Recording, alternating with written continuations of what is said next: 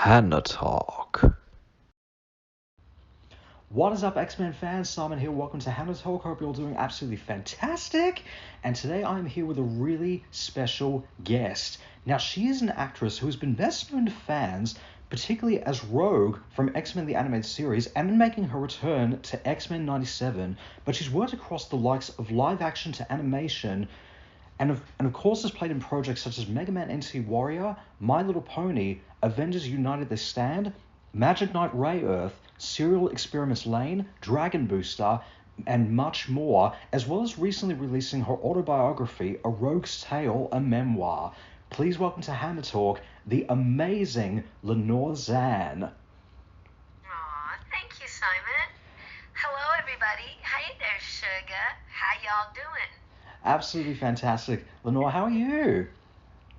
Great. I'm good, thank you. You're catching me today in LA, where I'm finishing up a bunch of stuff. We've been recording season 2 of the show, and I came in for the Emmys, which I attended a couple of weekends ago, so it's been quite an amazing adventure. I can imagine that, which is just absolutely fantastic.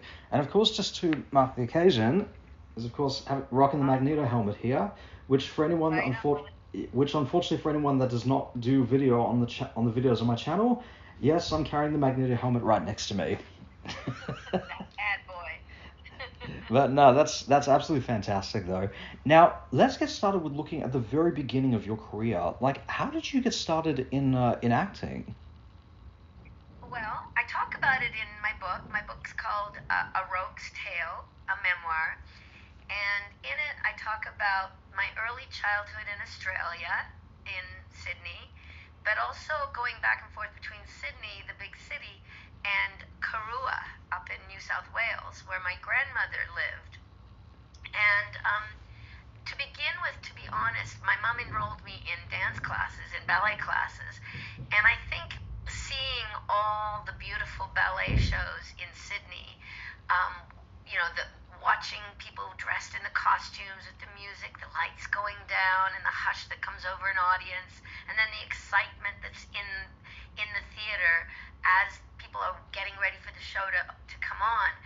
I think that was one of the early things that influenced my desire to go into the arts and into performing. And then you juxtapose that with going out to the country, to Karua, and being in beautiful nature with my grandmother, who used to tell stories about the animals and the folklore. And I played a game with my grandmother, one of my first games that I made up. And I think it was an early acting exercise where she had an old grandfather clock, and she would sit on the couch and I would disappear behind the clock. And every time I came out from behind the clock, I was a different person, and she had to guess who I was. Now, I don't know how good I was at doing impersonations back then, probably not very good, but the idea is I look back at it now and go, yeah, like that's somebody who's trying out some acting skills, you know? Fast forward, I got involved in high school musicals in Canada when my parents moved to Nova Scotia with me when I was little, when I was about 8. We moved to Nova Scotia, and that gave me the acting bug for doing musicals. I also auditioned for a professional theater company when I was 16, the Neptune Theater Company in Halifax, Nova Scotia, and I got hired on the spot. And so by the time I was 17, I was a professional. I had my professional actor's equity card and had done 3 shows. I had them under my belt.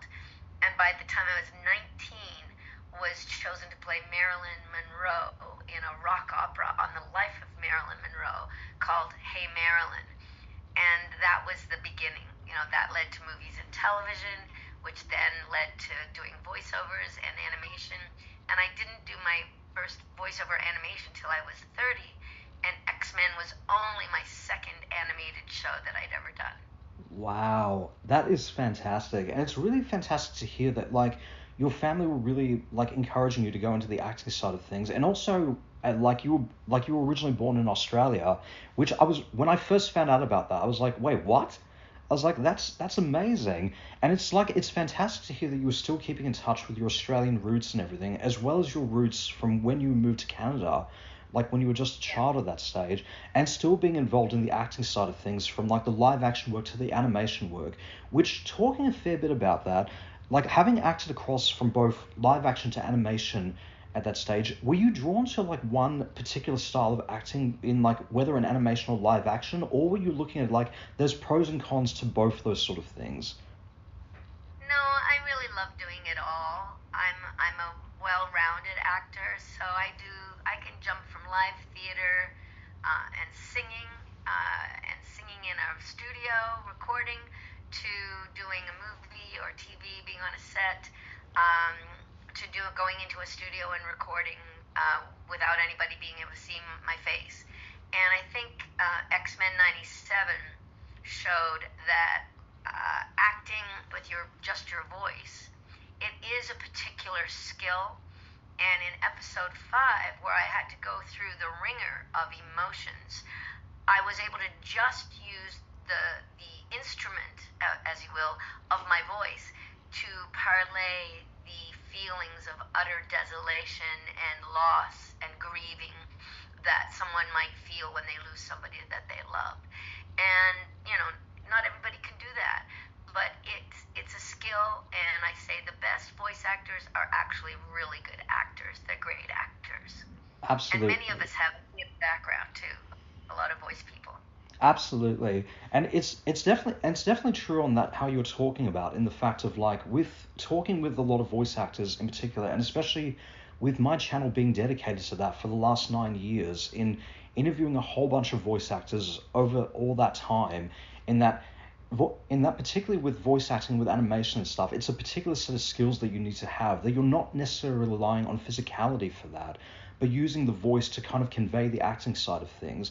And in particular, like how you were talking about with that one particular episode of X-Men '97, how you drew upon like real life experiences to kind of delve into that, especially because of how intense that episode was, which was fantastic, by the way, and what, not just one of the best episodes from X-Men '97, but one of the best episodes of any TV show of all time. Thank you so much. I really appreciate that. And I just want to say a shout out to all our Aussie friends that are listening or watching right now. I love Australia. I came home for Christmas last year for the first time in a long time, because my dear darling dad, Paul Zann, who had been a teacher in Australia, had passed away at the age of 91, and I wanted to come home and reconnect with our larger Zann clan in Australia, up in the Blue Mountains and in Sydney and in Brisbane and also over in Magnetic Island. So a shout out to all my cousins and aunts and uncles that are there. That's fantastic. That's absolutely wonderful. Now looking across with like your entire career, having delved into both live action, animation, and a lot of different aspects of the entertainment industry, what has been your view on like a lot of the projects that have come out in, whether in live action or just in entertainment in general, as of this year versus like it was like 25 years ago, even back during the 90s when X-Men the Animated Series was happening? Could you elaborate a little bit? What do you mean? What's the difference? So, how do you feel about like a lot of the projects, like the entertainment industry as a whole, like now versus what it used to be, like at least like 25 years ago, or back when you were starting in your career and like hitting your peak, so to speak, especially when X-Men the Animated Series happened in the 90s? Well, I mean, it's certainly nice to see a wider variety of faces on screens. Thank God there's more diversity now.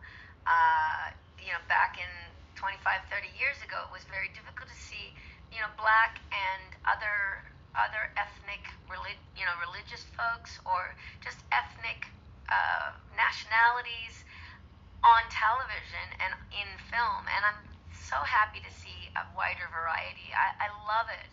I think that makes life much more interesting when we can learn about each other. And young kids need to see themselves on screen as well, so that they can feel like they're part of it. So I love that. Um, the ageist thing is still a thing. I'm happy to see a lot more roles for women in particular who are older, like Hacks, for instance, which is one of my favorite TV series right now with Elizabeth Smart. And actually, sorry, Jean Smart. Elizabeth Smart is a writer from Canada, but Jean Smart is an amazing actress, and she just won an Emmy for her role, the lead role in Hacks. And I want to see more of those stories because it's not all just about 20-somethings. We can learn from each other, and that's one of the things that I've made sure throughout my life, that I've connected with people of different ages. It doesn't matter how old they are. I can relate to them, and I love them, and I want to hear their story and share time. And I think that comes across in my book as well. So, like A Rogue's Tale, the book, is really also a manuscript really for young people who are out there trying to find themselves, trying to figure out, where do I stand in the scheme of things? Who am I? Why am I here? What's my purpose? And I went through that myself in my 20s and even into my 30s. So I'm hoping that people might get some inspiration to travel and also open up their eyes and their ears to many other people. I think that's fantastic. No, absolutely. I think that's really fantastic to see all of that. Especially that's true because of like on the whole ageism thing that you were just talking about there, because it's like one example I think of a show that really capsized or really showcased like an older generation of people was particularly the series Golden Girls, which happened in like the 80s and the 90s, that looked at a older generation of women. And I feel like in this where we are now, of course, it's like I don't think we've ever seen a show like, not saying to do like a reboot of Golden Girls or anything like that, but doing something in the vein of like Golden Girls where we focus on a particular age group at that sense. But we have started to see a lot more shows and movies dedicated to like different like people of like different nationalities, like Echo, which of course focused on the Native Americans, and of course like Skeleton Crew in the Star Wars universe, which is going back to that whole Goonies Steven Spielberg aspect on focusing on child actors as well. I think that's I think that's definitely true, and I think it's fantastic that you're one of the few actors still out there in the industry that is trying to get that happening for like everyone involved and giving that across through your memoir as well. It's just fantastic. Thank you. And I think Australia too has come in leaps and bounds since I was there as a kid. And I'm really happy to see that as well. I'm really happy when I see Indigenous people in shows that are in Australia. And I would love to do some more TV or film in Australia as well, since I'm still a citizen, and I'm going to be coming home to do a couple of Comic Cons, and I'm really looking forward to it Absolutely. in November. That's fantastic. No, that's definitely true. Well, I know for a fact that Australia was labelled at one stage, I think it was just recently, as a mini Hollywood because of the amount of international productions that we've been getting down in Australia, even I think when the pandemic was happening at that stage. So it's really good to see that like it's now starting to get a bit more recognition from overseas places, and how we're also getting a lot of Australians involved in international productions as well. So it's really fantastic that Australia's getting the recognition that it deserves in that sense, and saying, hey, I know we started out it's like Australia saying, yes, I know we started sounding a bit British and tried to move into this place and got lost along the way, but yeah. Well, it's interesting because I visited Australia in the 80s, and I did some TV while I was there. I was on a variety show, the John Singleton Show, and I appeared on that. I talk about it in the book. I appeared in that with Tiny Tim, who was very popular in Australia at the time. He was doing these major music marathons at different places where he had a photographic memory where he could remember the lyrics and the tunes of songs from like way back to the like 11th and 12th centuries. And he would go on stage and he would say, shout out a song and I'll do it. And he did it with a band. I don't know how they kept up. And he would do these music marathons, singing for like 4 or 5 hours at a time. And he was really popular around Australia. So I got to do a TV show with him, the John Singleton Show. and I had just played Marilyn Monroe in the rock opera Hey Marilyn, so I had all my gear with me. I had a red sequin gown that I'd worn in the show and my wig and everything, and so they asked me to come on as Marilyn and do some songs, and then Tiny Tim and I did a song. We did I Want to Be Loved by You, Boop Boop Be Doo, with him playing the ukulele, which he was famous for, and me sitting on his knee dressed as Marilyn Monroe singing it. I'll never forget that. It was so much fun. And Martin Schaap, who was involved with fixing up Luna Park and getting it all painted and modernized, not modernized, but brought into the 21st century with beautiful colors and paint. He was doing a movie on the life of Tiny Tim at the time called Street of Dreams, and they invited me back to Martin's house, which is this beautiful old house in the middle of Sydney, and we shot a scene around a piano with Tiny Tim playing Put the Blame on Maine Boys, which was a song from Gilda, the musical Gilda, and he taught me that song that night, and I performed it with Tiny Tim at Martin Sharp's house in Sydney, and again, I'll never forget it. You know, some of my favorite movies in the world are Australian films, and a lot of them were made in the 80s because the government of the day invested in Australian film and television. And this is the way. This is the way. If you want to get homegrown Australian productions with Australian writing, actors, directors, all of that, the idea is to put the money into creating them right there at home instead of just always doing, American things that are coming to town. And it's the same in Canada, where I've been living. We live right next to America. So one of our prime ministers, Pierre Elliott Trudeau, at one point said it's like sleeping next to an elephant, where every twitch and turn and grunt affects you, if you're in Canada. And we are always seem to be competing against American movies and TV, and it's hard because we just don't have the money. We don't have the same amount of money. We don't have the same amount of people in Canada as they have in the States. So that's why I'm always saying you need to invest in the creative economy. And I really hope that Australia does that and continues to do that. Some of my favorite films are My Brilliant Career. I loved that movie. I loved The Chant of Jimmy Blacksmith. I mean, what an incredible film that was. So, good on you to everybody out there who's contributing to the creative economy of Australia. My hat goes off to all of you. I know it ain't easy, but you got to keep going. But no, that's absolutely fantastic though, and it's really, and I definitely agree on that in that sense of as you described about Australia has its own identity in when it came to the entertainment industry. The same with Canada and the same with everywhere else. And it's looking across at what America is doing in that they've got this whole variety of genres to explore and all that, and IP of course having access to and everything. But it's we've got all these different places that have our own identity attached to that, and we're sticking with that. But also on that vein of because I know we've been having an animation and video game strike happen this year, as a matter of fact. When it comes to... Or you mean in Australia? So up in the States, sorry, excuse me.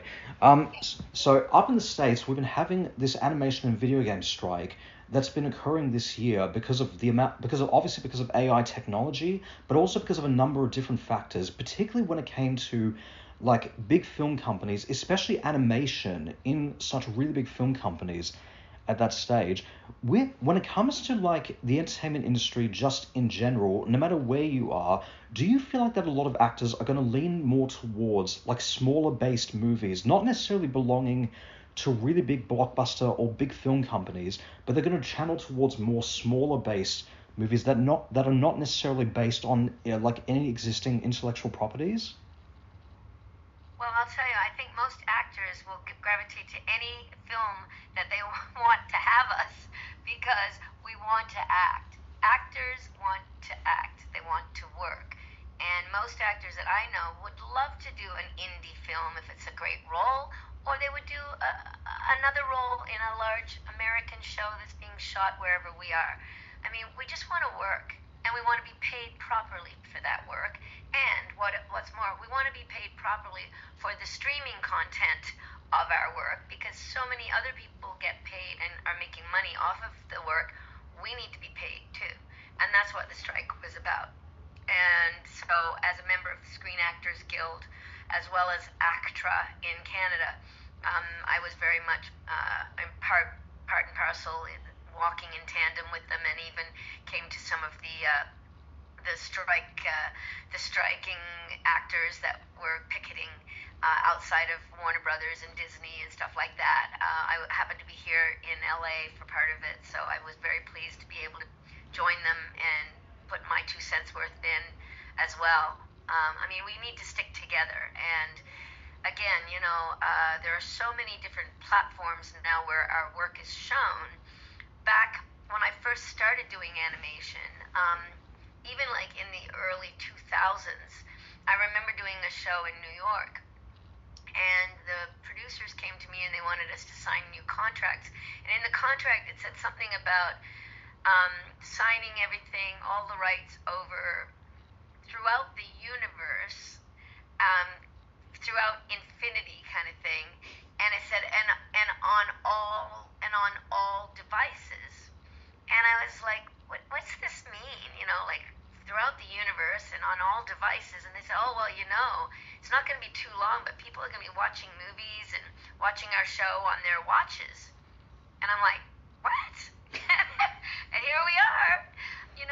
It's who knew? And so we have to be protected, and that's what the unions are there for. I'm a staunch union supporter, and my whole family was. I talk about that in my book too. In fact, I took a little Spider-Man pop toy home to Nova Scotia to a friend's little boy who's 6 or 7, loves Peter Parker. He dresses up like Peter Parker all the time. And I took him this gift, and I said, so where do you watch? Do you watch it on TV with your dad? You watch Spider-Man with your mom and dad? And he's like, what's a TV? Oh, and I said, my God. What's a TV? What do you mean? I said, what do you watch it on? He said, oh, I know now. I know what it is. Oh, a TV. Oh, that's one of those old computers. So, like, here's a new generation of kids. They don't even know what a TV is. It's very funny. It's very interesting. I can imagine that. Right. So that's why I say, yes, please, union, get out there and protect our rights and make sure we get paid properly, however our work is used. Absolutely, but no, that is insane. That is absolutely crazy, though.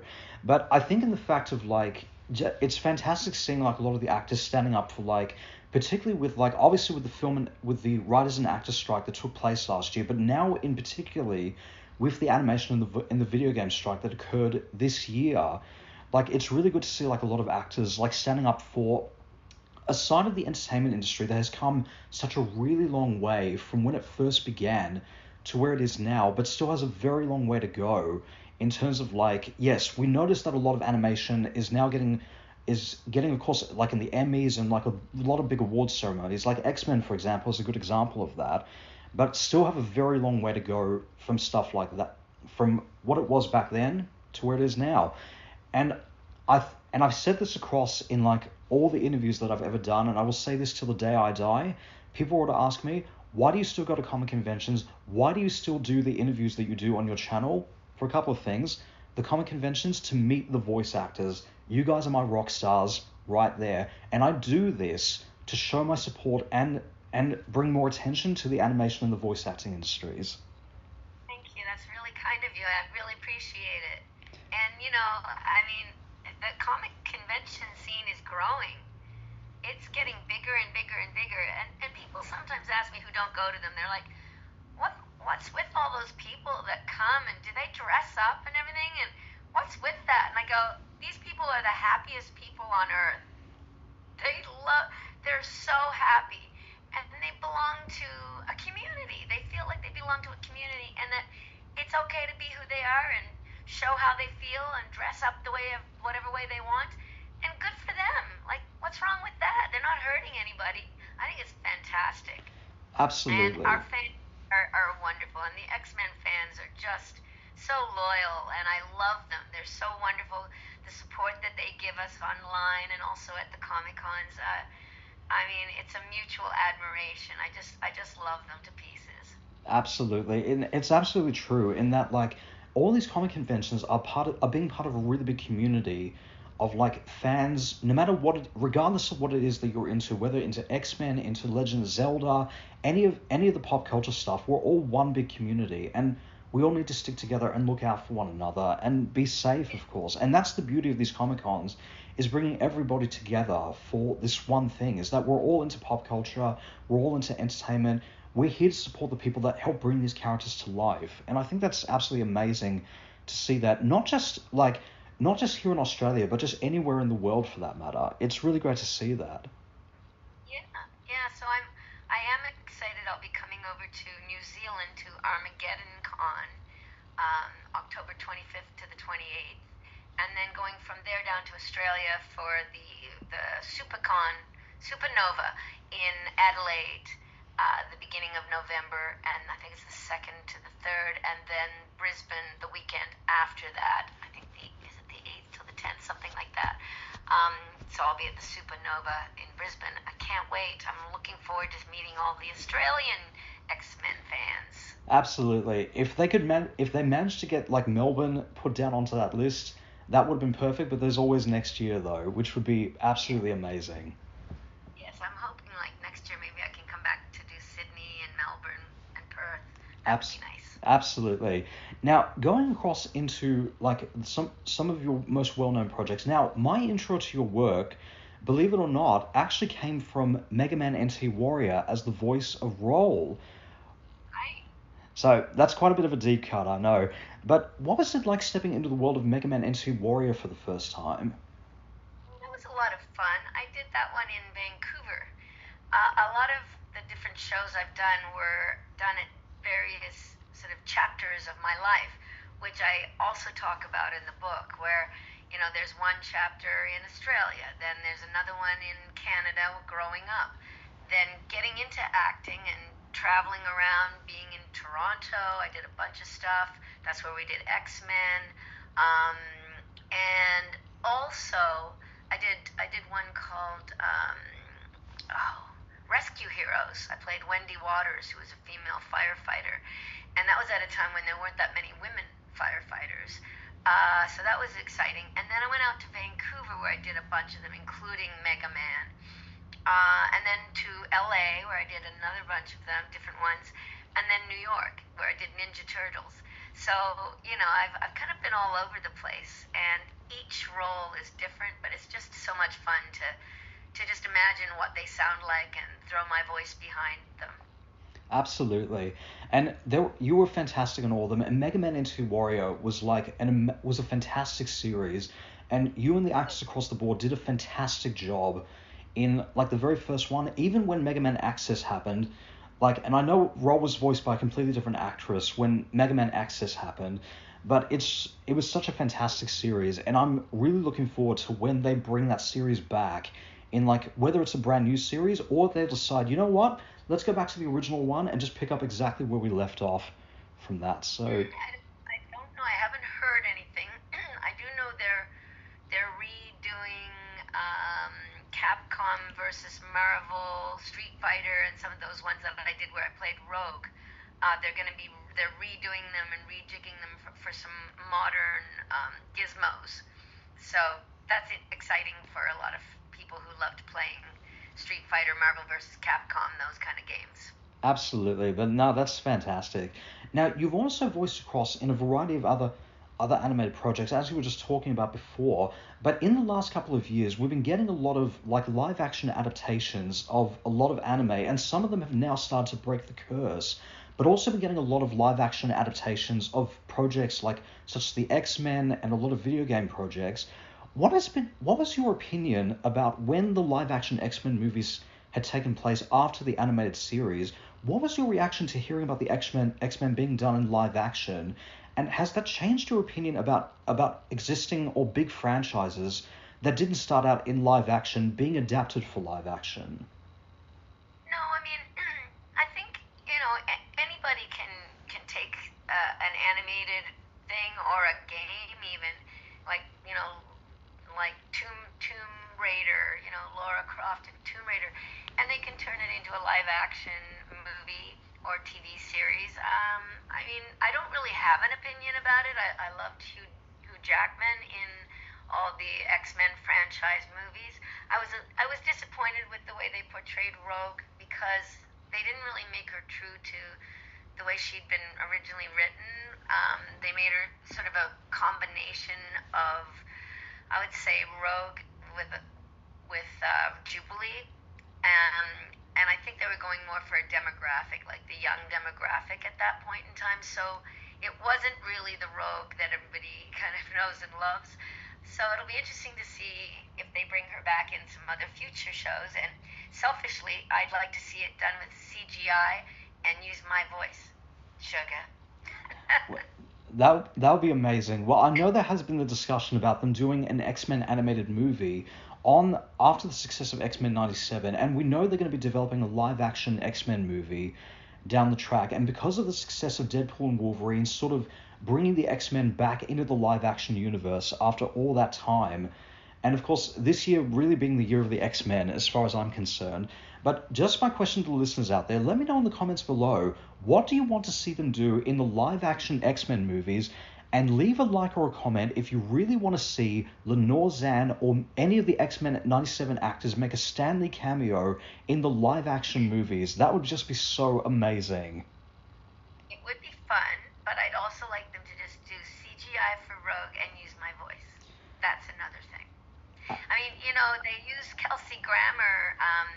They used him for Beast at the end of the Marvels, that last movie, and it was all CGI. The image of Beast was CGI, and they used Kelsey Grammer's voice. So if they can do that for Beast, they can do that for Rogue. I can definitely see that. That would be amazing. That would certainly be amazing. And hey, we've only just hit the tip of the iceberg when it came to the X-Men this year, and it's just going to start building up, especially when after Secret Wars, or when Secret Wars rolls around. That's when anything is totally possible. They can just go as crazy as they want. Yeah, and our season 2, we've been recording that. I've been doing that one here in LA, and it will be probably ready in about a year's time, I would say. So that'll be coming out, and yeah, it would be great to do an animated feature film.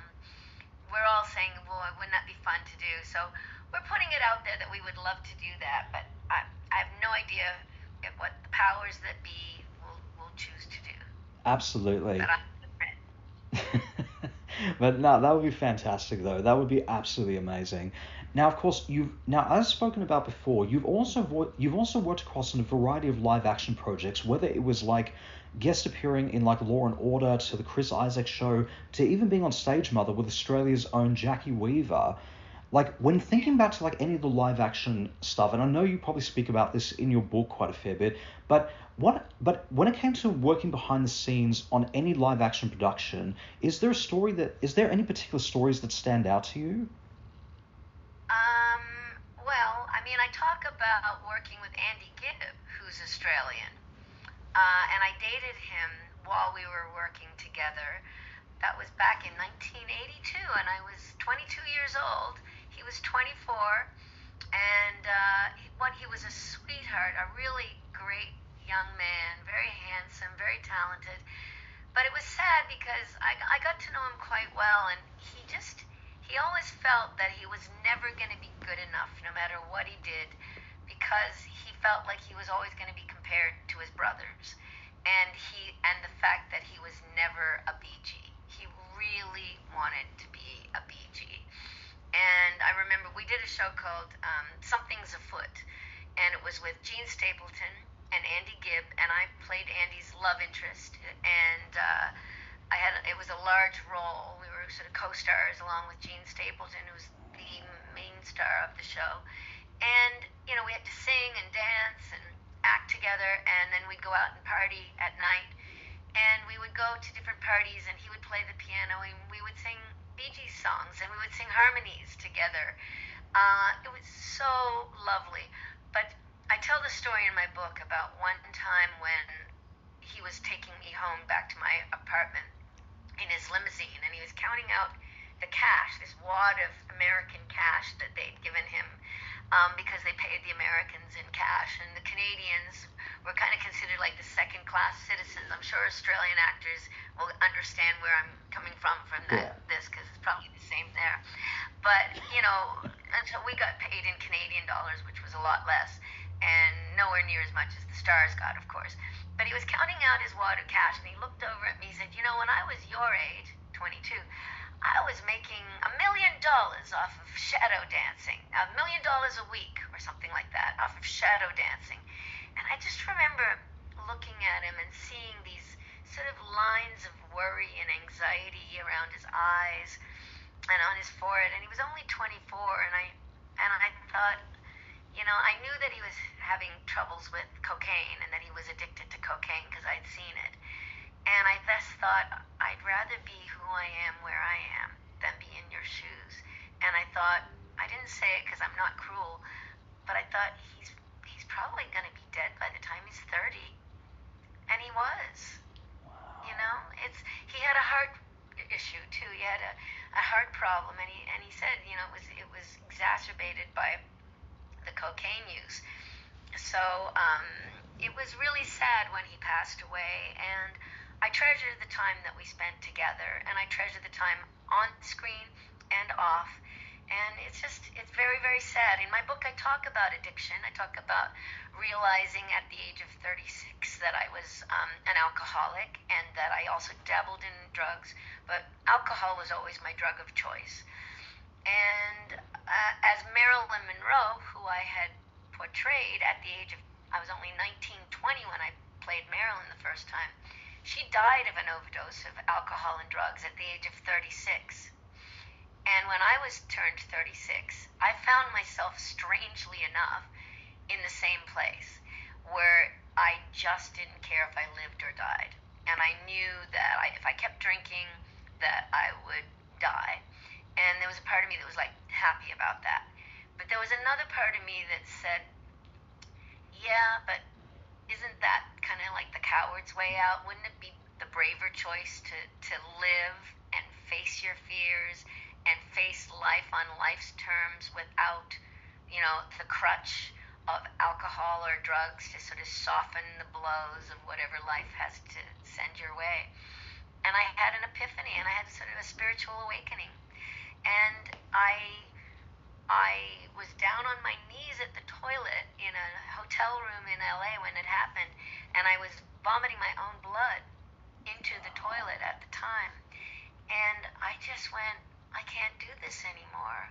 And I just said, universe, I can't do it anymore. Please take away my desire for alcohol. Please help me. And I got up off my knees, and I called AA in Los Angeles, and they said they would send somebody over to take me to my first AA meeting the next day. And I've never had a drink since. That was 28 years ago. So Wow. I know what it's like to be an addict of any sort, and I know how tough it is sometimes for people who have addictions that are behavioral addictions, whether it's sex or whether it's shopping, or whether it's being addicted to other people or trying to control other people's lives. So, there are many different forms of addiction, and I think my book speaks to a lot of them, and hopefully will help some people to, come to a conclusion that it's okay to reach out and get some help, and that there is a light at the end of the tunnel. Absolutely. That's what, anyway, yeah. No, but that's absolutely fantastic though. And it's definitely true about how you spoke about in your memoir, in that it's about like obviously chronicling like your life when you first started to your biggest work in live action to animation to obviously X-Men, of course, your work as a politician, but also the struggles that you went through in your life to where you are now with X-Men 97 and stuff.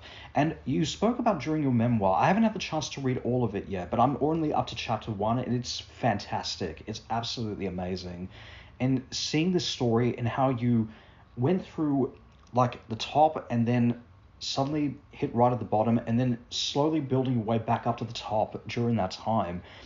And it's truly remarkable. And the example of that life, when life gets thrown at you like that, the one thing you have to do is to just keep getting back up. And I think that's something that I think everyone needs to come away from, especially like because of all the things that have been going on in the world in the last few years, whether it's been the pandemic, the lockdown, the wars happening in the Middle East, the wars happening in Russia and Ukraine, or any disaster that's occurring anywhere, is that when life gets thrown at you like that, the only thing you can do is to keep getting back up. Every time you fall down, just get back up. Exactly. And, I know a lot of people, too, are feeling anxiety and depression over climate change, over all the terrible wildfires that you've been having in Australia. And we're getting them here, too. And in Nova Scotia, Canada, which is northeast, they've had terrible wildfires there as well. And right across in the western part of Canada and British Columbia and Alberta. And yet we still have these climate change deniers, and we have the fossil fuel industry that's just saying drill baby drill and dig baby dig and burn baby burn. But it's what kind of world are we creating for the generations to come? And that's why I went into politics, was because A, I felt we needed more women in politics. B, we needed more artists in politics, because we think differently, we work differently, we look at life differently, and we come up with different types of solutions. And C, because I really felt that we needed some good, strong people in there who care about the environment, who could see the writing on the wall and could start to try and make a difference. So one of the bills that I introduced was a private member's bill called An Act to Address Environmental Racism. And environmental racism it's the disproportionate number of toxic waste sites, dumps, landfills, and corporate polluters placed on or beside racialized communities. And that would be mainly Black communities and Indigenous communities. Why? Because a lot of the white people who've been in establishment and who've been in power for years and years and years just didn't value people of another color and felt that they were inferior, and so they would, put all these harmful types of dumps, landfills, and so forth, and corporate polluters right beside or on racialized communities, right where, and that gives them much worse health outcomes. Cancers, breathing issues, reproductive issues, all kinds of things. So when I ran, I won 4 elections in a row in Canada, 3 on the provincial or state level, and became a member of the Legislative Assembly. And then I was asked to run federally for Prime Minister Justin Trudeau, the son of Pierre Trudeau. And I won that election as well, my 4th election. And that's when I introduced my federal bill about environmental racism. And it just passed this summer, this past June. I flew into Ottawa and was there when the Governor General gave it the royal assent. And it's now the law of the land in Canada. So I'm really proud of that. That was something I worked at for 10 years and finally got it to become law. That's fantastic. That's absolutely wonderful. Now, I know for a lot of people out there that obviously when it comes to anything politics or anything like that, especially like what we've got here in Australia, is that it's like everyone will just tend to look at politicians as not in a very positive light for that matter, but honestly, like with the story that you've been telling about, like all that sort of stuff, if honestly everyone in the world had the passion, had the convictions, had the beliefs in what you do, not just in like what you do as a politician, but just in everything in life, if everyone in the world had that sort of thing, I think the world would be a better place to live in right now. Oh, thank you. I really appreciate that. I really admired the Prime Minister of New Zealand, and I was so disappointed when she resigned. But I've got to say that as a female politician, it's much more difficult. We get a lot of death threats and really misogynistic behaviors thrown at us. And it makes it a lot harder for women. It's already hard anyway for a woman to get into politics and stay in politics.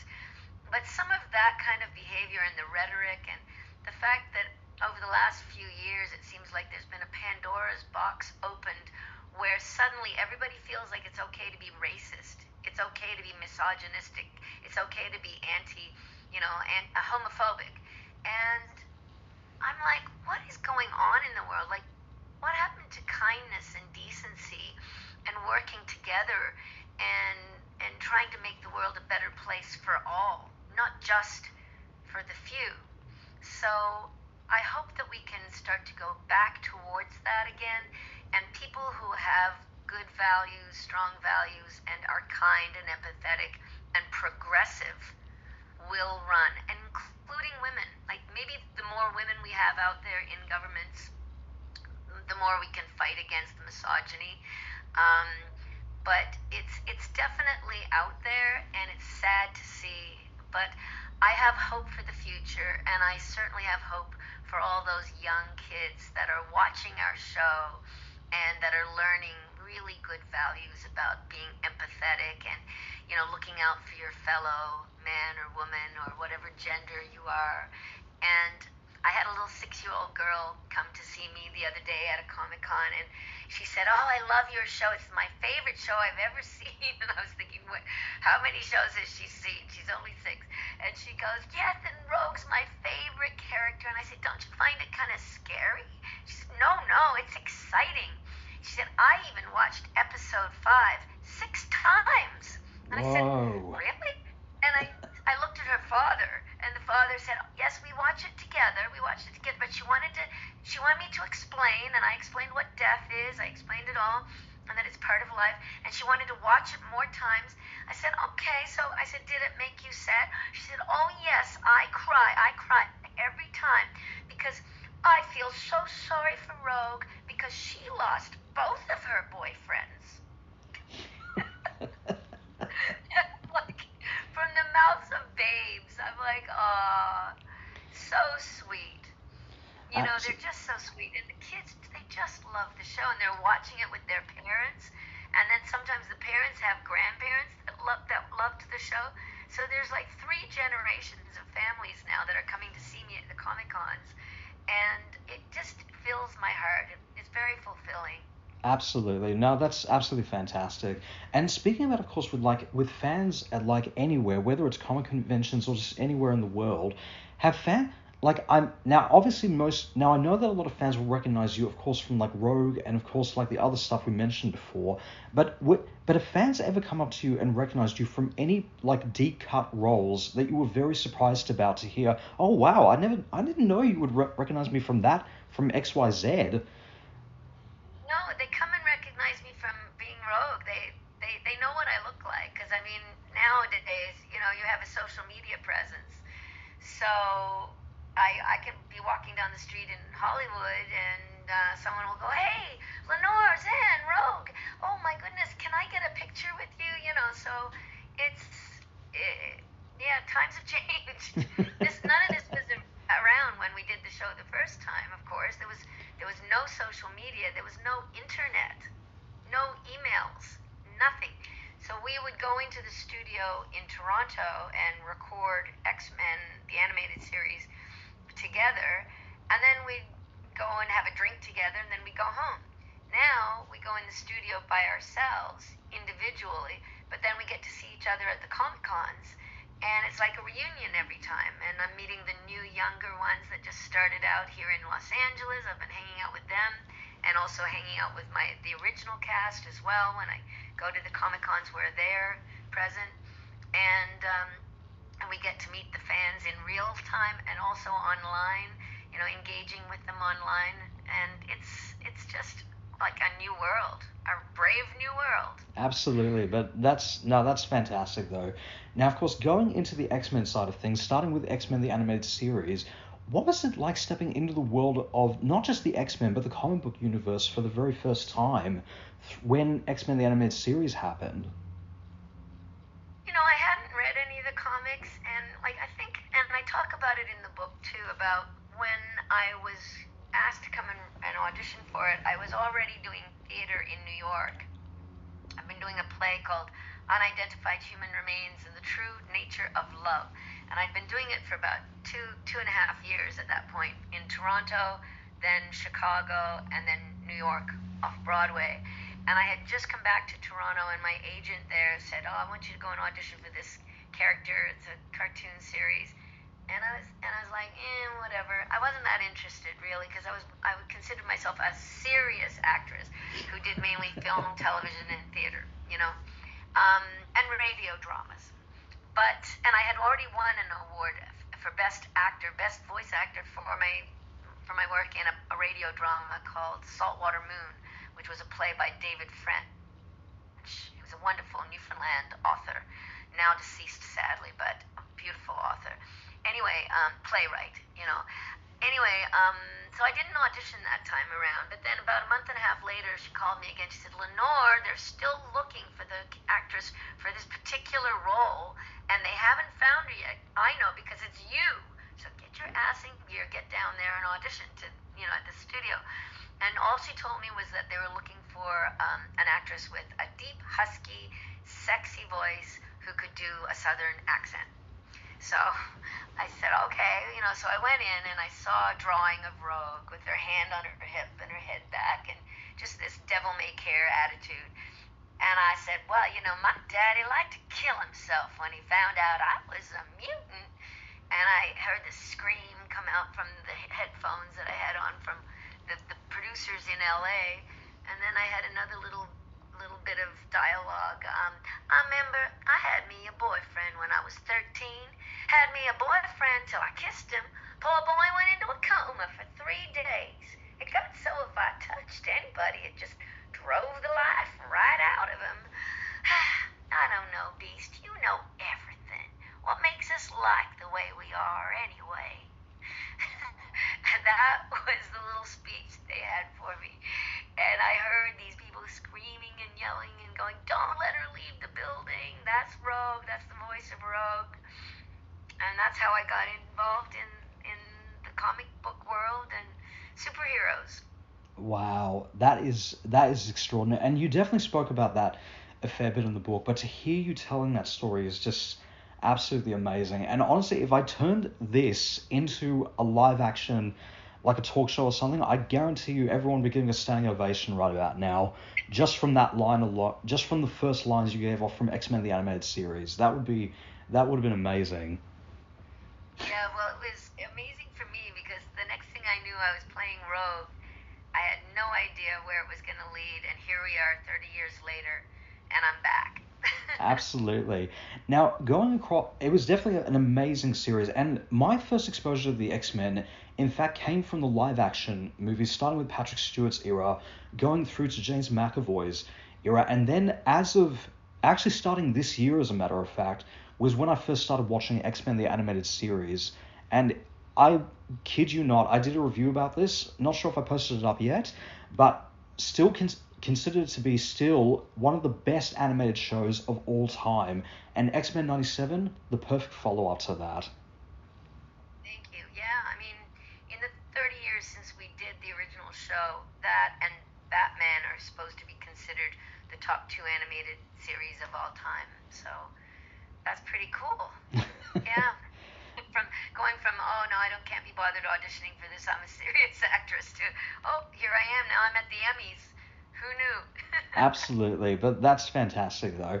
Now, going across into X-Men 97, what was your reaction to hearing about the X-Men 97 happening, and especially coming back into the series, but also like working under Marvel Studios with having people like obviously having the cast and crew involved in that, and of course having Kevin Feige like being involved in that, who was responsible for the first 10 years of the Marvel Cinematic Universe, and say, you know what, let's get the show up and running. Well, I only met Kevin recently. I met him at a Deadpool and Wolverine screening at the University of Southern California here in LA. And when he was introduced to me and I said hello, he said, "Oh, you even sound like her." And I'm like, "Yeah, I guess so." It's like very funny. But no, he was very sweet. Yeah, I mean, we were, none of us were thinking that this would ever happen again, but we did meet up at a little Comic-Con. We were invited 5 years ago to a Comic-Con in um, New Braunfels, Texas, and I do talk about this in the book, about how we got together and we met the writers, the Leewalds, for the first time, and we also met Larry Houston, the original director, for the first time. And we all got along so well because they'd all been in LA and we were in Toronto when we used to record it, and then they would send the tapes that they would record by mail to Los Angeles. So, never the twain shall meet. We never got to meet them, but we all got along with so well, and we said, wouldn't it be nice if somebody bought the rights to the show and decided to reboot it and brought all of us all back again? And we said, well, let's drink to that. Let's drink that to the universe, and universe, please manifest that for us. And here we are. So we were pretty surprised when we got a call saying, come on back, but we're all so grateful.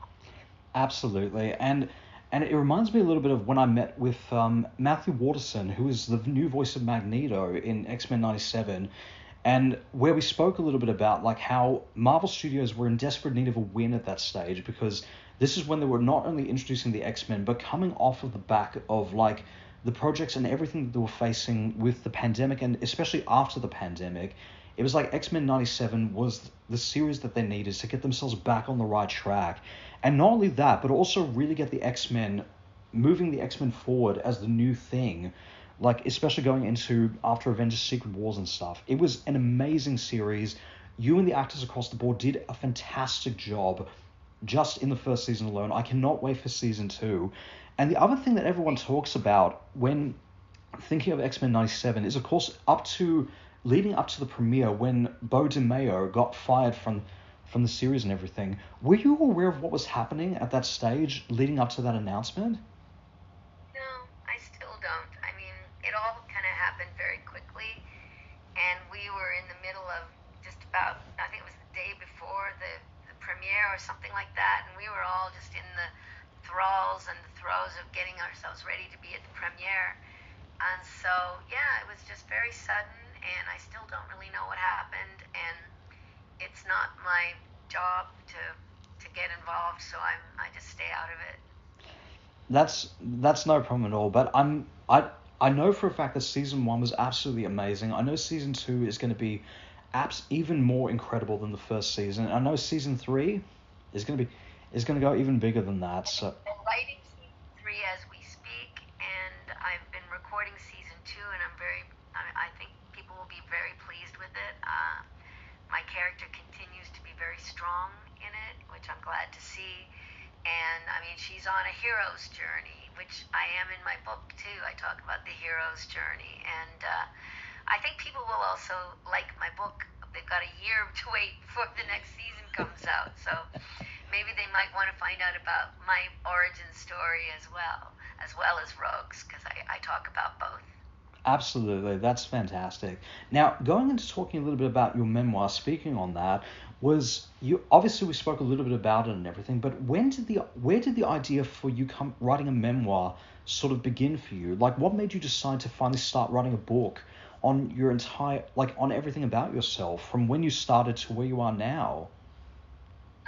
Well, I've been asked a number of times to write a memoir, and a lot of my friends said over the years, Lenore, your life is so incredible. You've had so many different adventures around the world. You need to write a book. But I never had time because I was too busy living it. And then, I went into politics, as I said. I stopped acting for a while, went into politics for 12 years. Then we had the pandemic, and in my community area, we had a terrible mass shooting, the largest mass shooting in Canada's history. And we were all traumatized. And they had a snap election for some strange reason, and I lost my seat. So after 12 years of giving public service and just really making everything about my job and public service to the people, I found myself very depressed and anxious, and my sweet little niece, Maya, who was only 17, she was diagnosed with terminal cancer, and it was just a terrible, terrible time. If anybody's ever lost a child, it's the worst. So my whole family, my sister and I, and our parents, so suddenly I got a call saying, would you come back and play Rogue again in the X-Men? And it was like a lifeline, because I found myself going, what do I do with the rest of my life now? I've given up my apartments in all these big cities. I'm here in Nova Scotia. I've just delved and spent all my time on politics. What do I do now? And then they gave me a lifeline, and suddenly I realized, wow, I've been so lucky all my life that every time when I've had a major low point, something happens if you just hang on long enough. And I thought maybe now it's the time to write the book. And maybe now it's been long enough since a number of traumatic things have happened in my life that I can actually write about it with the clear eyes of having time in between. And so I did. I started. That was like about 2.5 years ago. It took me 2 years to write the book. I did a lot of writing on planes. I found that being in a plane was great because there was no distractions. Couldn't get up and go to the kitchen and putter around. On the way over to Australia last Christmas, from LA to Sydney, it was 16 hours. I wrote 4 chapters on the way over there. And on the way back, I wrote another 4 chapters. So planes are great for me for writing. But no, that is absolutely fantastic though. And like, I've not fully finished the book myself because I'm only just starting on chapter 1 right now, but it's absolutely amazing. And like hearing the story that you've gone through in your life and that you realized through all the events that you've been through, and especially when the pandemic was happening at that time, was the time for you to say, and especially when X-Men 97 happened at that point, was for you to say, you know what, let's get to writing this. And hopefully this will help like someone out there who's going through similar struggles, and to teach everybody that when life throws you down, you just have to keep getting back up. Exactly. And the last few chapters of the book too, I just kind of catch people up with where I've been the last few years, because the majority of the book is about my acting career and travels and all the people that I've met and the lessons that I've learned, including, the addiction and coming out of it and stuff like that. Also, sexual assault, stuff like this. But I also decided that I wasn't going to spend a lot of time going into the political years, because I didn't want to write a book that was going to be 400 pages long. I just wanted a book that people could grab a hold of and read quite easily and quickly.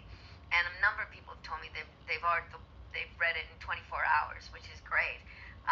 So I will write another one. If this book is successful, if people like it, if they like my writing style and all, I will write a second book about the political years and maybe call it something like Rogue Goes to Parliament or something like that. And I'll go more into those details. But the last couple of chapters, my dad was very sick. My dad, Paul Zann from Australia. And, I love my dad so much. He's the one who got me into writing. He got me writing poetry at a young age and short stories. And he's the one who encouraged me. He said, yeah, write a book, write it. He's the one who encouraged me to go after the publisher. And so I had to watch him slowly succumb to, illness. Hit the last 8 months of his life. He was 91. And so it was very hard to write during that time because I was focused on him and just anxious about what was going to happen. And, the last week or so of his life, I found myself wanting to write again. And so I wrote a lot about what I was going through then and what the time that I got to spend with my dad and how important that was, being with him and reading to him. He loved murder mysteries. And we went through 7 murder mystery books over the course of the 8 months. And the last night that I read to him before he passed away, we were reading about an older character who had decided to have medically assisted dying. And that is legal in Canada, too. I don't know if it's legal in Australia yet, but in Canada it's legal. And Dad had decided to do that the next day. And the chapter that we reached was about the character going over it, saying why he wanted to have it done. And Dad kept saying, yep, that's why I'm doing it.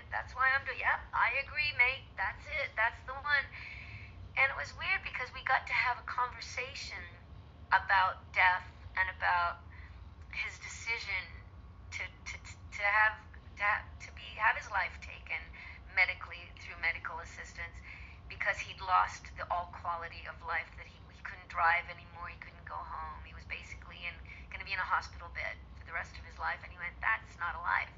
I don't want to do that. And I have to, good for him. If that's what he wants, then I would support him, and the family supported him, even though it's hard, we're going to lose our dad. But so reading and writing is so important. It showed me again how it can help people have conversations, difficult conversations about topics that perhaps they wouldn't be able to have on a one-on-one level, but they can talk about it through the characters and through the scenarios. And the other interesting thing about it was I remembered that my dad used to read to me as a child before I went to sleep, and his presence was so comforting. And he would read to me these stories, and he'd become the different characters in the stories, which I'm sure had also an effect on me wanting to become an actor and being able to try different voices and things like this. And so it was like a full circle moment where I was able to give my father the gift of my time. There's no greater gift than your time. And to give him my time and undivided attention and love and kindness and compassion while he's living his very last chapter of his long and eventful and adventurous life. Wow. So the books of That is extraordinary. That is absolutely amazing right there. And I'd be really interested, and it's really interesting how you're talking about like wanting to do a second book, because I've got no doubt this first one is going to go really successfully. There's no question about it.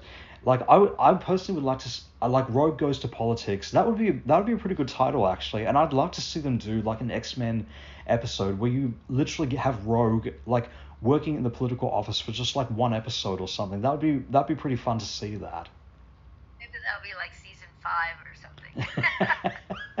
Well, we know for a fact that they're pretty confident that they're going to go past 3 seasons, so anything is totally possible at this point. Yes. And here's the other thing. So for Australians who want to read my book, at the moment, I don't know, do you have an Amazon Australia, or how do you... Yes, we do. So we do have Amazon in Australia, yes. Well, they'll have to, so I think people will have to somehow, well, ask your local bookstores, could they please order in and get copies of A Rogue's Tale, for one thing. I am going to bring a limited amount of copies with me to the 2 Comic Cons, the one in Brisbane, Supernova, and the one in Adelaide, Supernova. There's a possibility I want to get in touch with a comic book store in Sydney and see if I could maybe do a signing one day in Sydney while I'm there, so that I could have some books there to be available for people. But otherwise, you're going to have to ask the bookstores to bring it in. It's Pottersfield Press is the publisher from Nova Scotia, Canada, and Nimbus Publishing is the other name. So Pottersfield and Nimbus. You can look at it up online. It is available on Amazon.ca and Indigo.ca, but they don't deliver to an address in Australia yet. They'll only deliver to North America. So if you want to get the book there, you're going to have to, ask the bookstores to start stocking it and put a request into Amazon, I guess. And I'll bring over some copies. Absolutely, that would be pretty cool. And hey, it will end up hitting international shores, like maybe potentially by next year. Because that would be absolutely, that would be fantastic. And final question: what do you think Rogue would say if she was in Australia? She'd say, "G'day, mate. How's it going? I'm gonna have to practice my Australian accent some more. My cousins make fun of me. They say I sound like an American. I take great offense to that. I'm Australian Canadian, but no, they have a little cockatoo at one of my cousins' house in the Blue Mountains, and how's it going? That's what it likes to say." Yeah, I love Australia. I can't wait to get back home again and see everyone and find out what the fans think about our show and what they think Rogue might say in Australia. Absolutely, but no, that sounded fantastic. That was wonderful. Right there. That's fantastic. Lenore Zann, thank you so much. It's been an absolute honor. Thank you. It's a pleasure to meet you, Simon. And hopefully I'll get to meet you someday in Melbourne. Absolutely, that would be fantastic. And is there anything you would like to say to the fans out there in Australia and in the world? Just, you can follow me on Instagram at Lenore Zann, LenoreZann, and Twitter/X at Zan Lenore. Just be kind. Be kind to one another and realize that you are enough just as you are. If there's somebody you're trying to impress or try to win over their confidence, please know that you are enough just as you are, and please take care of yourself and take care of the planet. We want to leave it to our great, great, great, great, great grandchildren. That's fantastic. No, that's absolutely wonderful. Well, guys, if you'd like to know more about Lenore Zann, you can catch her on X-Men 97, Season 1, which has just come out this year, and also getting ready for Season 2. And be sure to check out her book, A Rogue's Tale. It's absolutely fantastic. And be sure to check out the links, which will be down below in the description once this interview's up later today on YouTube. Don't forget to like, subscribe, check out the links, and don't forget to comment below as well. Thank you all so much for listening. This is Simon and Lenore Zann signing off. Bye for now. Later, sugar.